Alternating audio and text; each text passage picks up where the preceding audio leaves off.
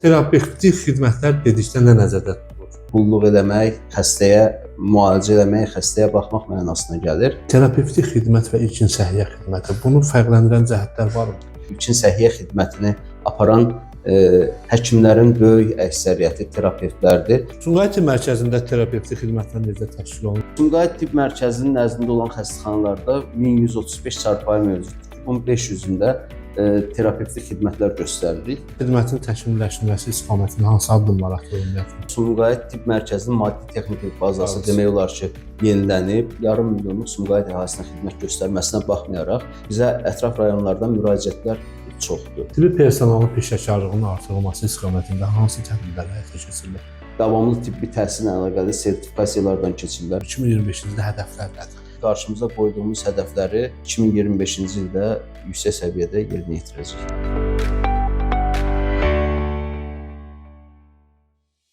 Hər vaxtınız xeyir, hörmətli izləyicilər. Sumqayıt Tibb Mərkəzində terapevtik xidmətlər necə təşkil edilir? Bu sahədə hansı işlər görülür? Elə bu və digər suallara cavab tapmaq üçün studiyamıza qonaq dəvət etmişik. Qonağımız Sumqayıt Tibb Mərkəzinin direktor müavini İlkin Namazovdur. İlkin doktor, xoş gördük. Xoş gördük. Doktor, ümumiyyətlə terapevtik xidmətlər dedikdə nə nəzərdə tutulur? Mən əvvəla bu dəvət üçün sizə təşəkkür edirəm. Bu yeni verilişinizin Sumqayıt Tibb Mərkəzinə, bu rubrikanın Sumqayıt Tibb Mərkəzinə uğurlar gətirəcəyindən əminəm. Sizə bol uğurlar arzu edirəm. Təşəkkür edirəm, doktor. Terapiya mövzusuna gələndə, terapiya bir əvvəlcə kəlmənin mənasını bilmək lazımdır. Qədim Yunan kəlməsi olubdur. Mənası qulluq eləmək, xəstəyə müalicə eləmək, xəstəyə baxmaq mənasına gəlir. Və daha qədim dövrlərdən təbabətin ən əsas sahələrindən biri olubdur. Hansı ki, o dövrlərdə təbabətin yalnız iki sahəsi var idi. Biri terapiya, digəri isə cərrahiyyə idi. Amma bugünkü gündə terapiyanın çox müxtəlif alt sahələri var ki, məsələn, ürək-damar xəstəlikləri kardiologiyadır, endokrin xəstəliklər endokrinologiyadır, tənəffüs sistemi ilə əlaqəli, ağciyərlərlə əlaqəli olan xəstəlik pulmonologiyadır, böyrəklə əlaqəli olan xəstəliklər nefrologiyadır ki, bunlar hamısı terapiya sahəsinin içində yer alırlar.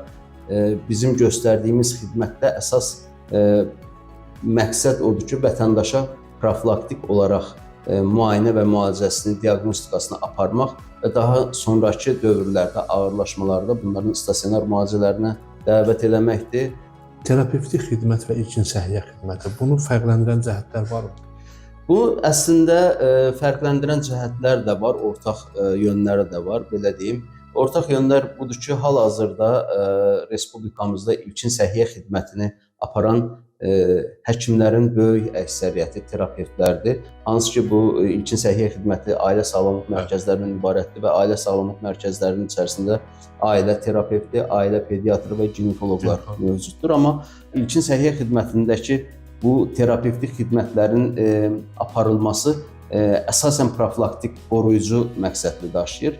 Dar ixtisaslı mütəxəssislərin, terapevtlərin deyim ki, hansı ki, məsələn, bir kardioloq da əslində bir terapevtik xidmət göstərir. Dar ixtisaslı həkimə ehtiyac olduğu vaxtı bunlara müraciət olunur. Elə buna cavab olaraq mən demək istəyərdim ki, əgər vətəndaşın hər hansı bir narahatçılığı yarandıqda ilk öncə terapevtə müraciət etdiyi təqdirdə həm düzgün istiqamət ala bilər poliklinik xidmətlərdən,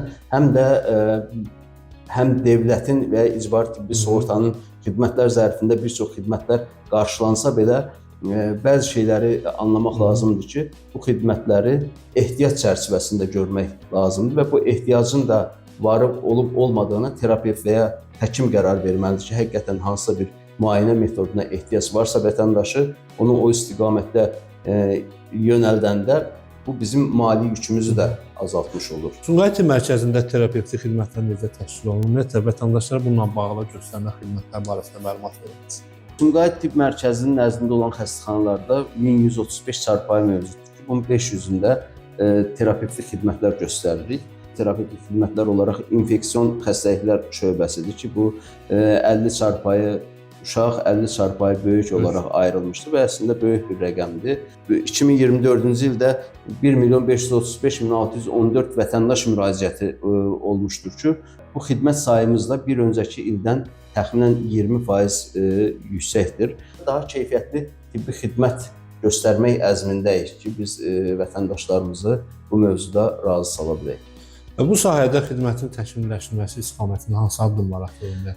Bu sahədə xidmətin təkmilləşdirilməsi istiqamətində bir neçə addımlar atılıbdır ki, bu müddət ərzində Sumqayıt Tibb Mərkəzinin maddi-texniki bazası demək olar ki, yenilənib. 2024-cü ildə Sumqayıt Tibb Mərkəzində keçirilən tenderlər vasitəsilə bir neçə yeni tibbi avadanlıqlar alınmışdır ki, bunların içərisində 6 ədəd USM cihazları, ultrasonoqrafik müayinə cihazları, bir ədəd EXO USM cihazını, bronxoskopu, KTG müayinəsi üçün olan aparatı. Bundan əlavə olaraq onu da bildirmək istəyirəm ki, təbib rəhbərliyinin Sumqayıt Tibb Mərkəzinə daim bir qayğısı da mövcuddur ki, bu 2024-cü ildə bir neçə avadanlıq da bizə təbib tərəfindən verilmişdir ki, vətəndaşlarımıza daha yüksək keyfiyyətli xidmət göstərək.